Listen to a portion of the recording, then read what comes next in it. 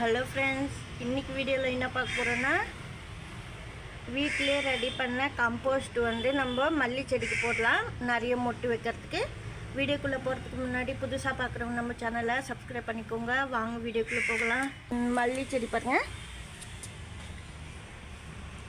ஏற்கனவே வந்து தொட்டி மல்லி செடி பார்த்துருப்பீங்க, டப்பில் வச்சுது நிறைய பூ பூத்துக்கிட்டே இருந்து அடிக்கடி வீடியோ பண்ணியிருக்கேன்.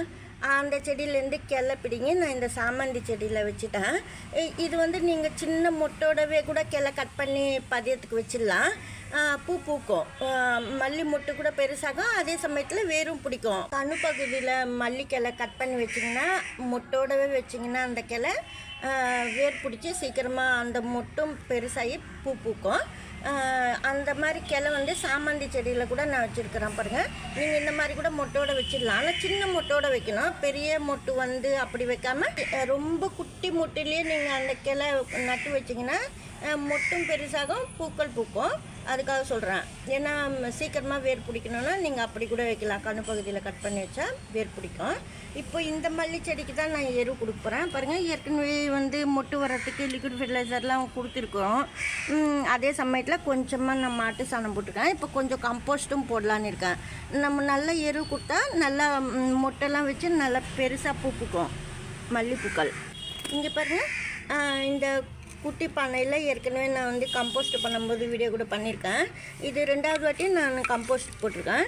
கம்போஸ்ட்டில் என்னென்ன போட்டிருக்கிறேன்னா காய்கறி வேஸ்ட்டு, வாழைப்பழம் தூள், அதாவது கொஞ்சமாக வந்து வாழை இலை, அதெல்லாம் கூட நான் இதுக்குள்ளே சேர்த்துருக்குறேன். வாழை இலை சேர்த்தா கூட ரொம்ப நல்லது.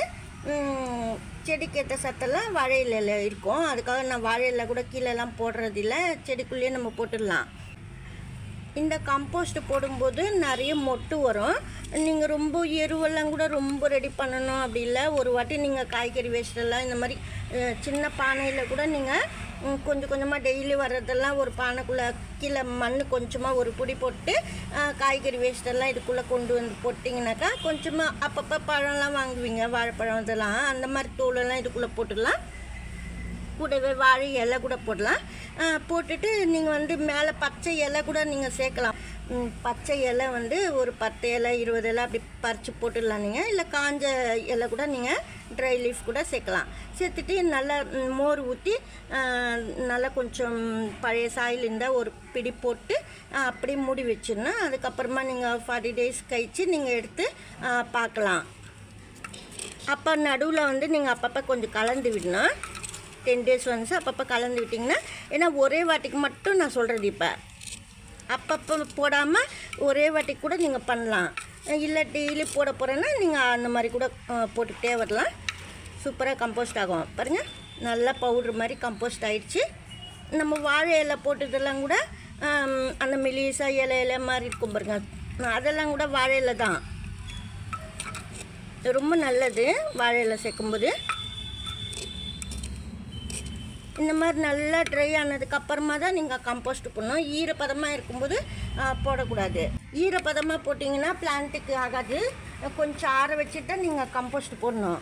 கம்போஸ்ட் ரெடி ஆனவுடனே ஆற வச்சுட்டு கொஞ்சம் வெயில், லேசான வெயிலில் வச்சிங்கன்னா நல்லது. இல்லைன்னா நிழல்லே ஆற வச்சுட்டு போடலாம். நல்லா சாயில் இது போல் சீண்டிட்டு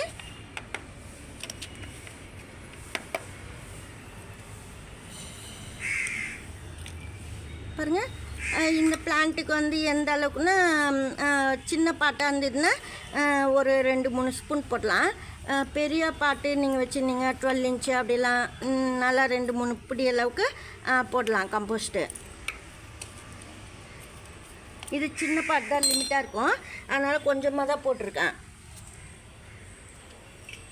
இந்த மாதிரி கம்போஸ்ட் போடும்போது நல்லா மொட்டு வரும், மொட்டு கூட நல்லா பெருசாகும். மல்லி மொட்டெல்லாம் நிறைய வைக்க இது போல் கம்போஸ்ட் போடும்போது அப்பப்போ நீங்கள் மோர் ஊற்றி விடணும். மொட்டு வச்ச உடனே மோர் ஊற்றினா கூட ரொம்ப நல்லது தான். மோர் வந்து இந்த கம்போஸ்ட் போட்டு ஊற்றலாமான்னா ஊற்றலாம். ஏன்னா அதுக்கெல்லாம் இந்த கணக்கு இல்லை. எப்போ வேணாலும் நம்ம 10 டேஸ் ஒன்ஸ் மோர் ஊற்றி விடலாம் மல்லி செடிக்கு. இப்போ இந்த கம்போஸ்ட்டே கூட நீங்கள் தண்ணியில் 3 டேஸ் ஊற வச்சுட்டு கூட சின்ன சின்ன கண்ணெல்லாம் வச்சுருப்பீங்க, மல்லி செடி, சாமந்தி செடியெல்லாம், அந்த செடிங்களுக்கெல்லாம் கூட ஊற்றலாம் லிக்விட் ஃபெர்டிலைசராக ரெடி பண்ணிவிட்டு. இந்த வீடியோவில் தான் பிடிச்சிருந்தா லைக் பண்ணுங்கள். நன்றி, தேங்க்யூ.